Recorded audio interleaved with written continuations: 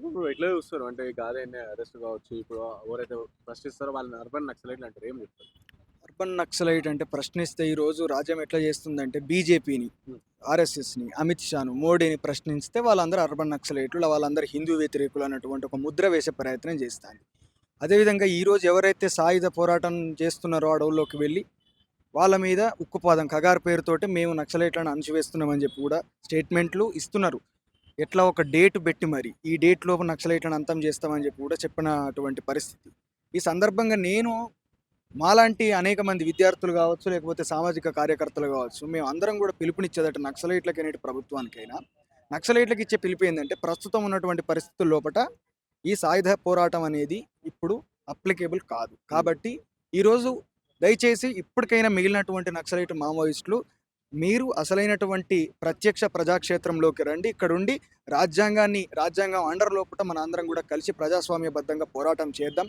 ఇక్కడ విద్యార్థులు కావచ్చు, సామాజిక కార్యకర్తలు కావచ్చు, మేధావులు కావచ్చు, అందరం కూడా సంఘటితమయ్యి అందరం కలిసి కూడా మనం ఒక మంచి ఉద్యమాన్ని నిర్మిద్దాం. ఈరోజు ఈ ప్రజా వ్యతిరేకమైనటువంటి ప్రభుత్వాన్ని ఖచ్చితంగా మనం ఈరోజు ప్రశ్నించి ప్రజలకు న్యాయం చేకూర్చే విధంగా మనం డెఫినెట్‌గా ముందుకు వెళ్దాం అనే ఆలోచనలు కలగలుపుకొని కలెక్టివ్‌గా హ్మ్. అని చెప్పి ఈరోజు చెప్తున్నాం. ఇంకొక విషయం ఏమిటంటే ప్రశ్నించేటటువంటి గొంతులను ఆపడం అనేది ఎవరి తరం కాదు.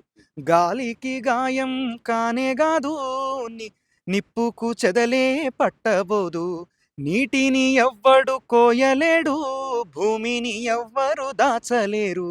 వీరులు తారలై నింగినున్న పోరాటమన్నది ఆగబోదు. వీర యోధుని గన్న అమ్మ పుంజి కంటి నీటి చుక్కల నుండి పుడతారులే మళ్ళీ వీర యోధులు. పుడతారులే మళ్ళీ వేల యోధులు. అది ఏ అమరులైనప్పటికీ కూడా, ఏ తల్లి కన్నప్పటికీ కూడా ఈ తెలంగాణ కోసం అనేక మంది అమరులైపోయిండ్రు.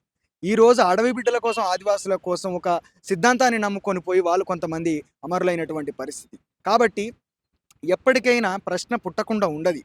అందుకే అనేక మంది మేధావులు ఏమన్నారంటే, మన చెగువేర గూడా ఏమన్నాడంటే, "విప్లవం అనేది నాతోటి ప్రారంభం గాలేదు. విప్లవం అనేది నాతోటి ఎండ్ గాదని" చెప్పన్నాడు. ఈరోజు గూడా ప్రభుత్వాలు తెలుసుకోవాల్సినది ఏంటంటే, ఏదో ఒక రూపంలో ఖచ్చితంగా ప్రజలు తిరగబడతారు.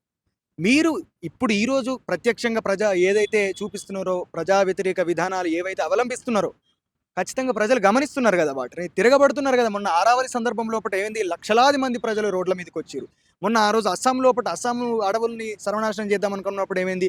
లక్షలాది మంది ప్రజలు కాగడాలు పట్టుకొని బయటికొచ్చినటువంటి పరిస్థితి. కాబట్టి ఈరోజు ఏందంటే అణిచివేత ఎంత తీవ్రతరమైతే తిరుగుబాటు అంత తీవ్రతరంగా ఉంటదని జెప్పి ఈరోజు ప్రభుత్వాలకు చెప్తా ఉన్నాం. కాబట్టి నక్సలైట్లను మేము జనజీవన స్రవంతిలోకి ఆహ్వానిస్తా ఉన్నాం. ప్రభుత్వాలను ఖచ్చితంగా దయచేసి ఇప్పటికైనా పద్ధతి మార్చుకోవాలని జెప్పి సవినయంగా చెప్తా ఉన్నాం.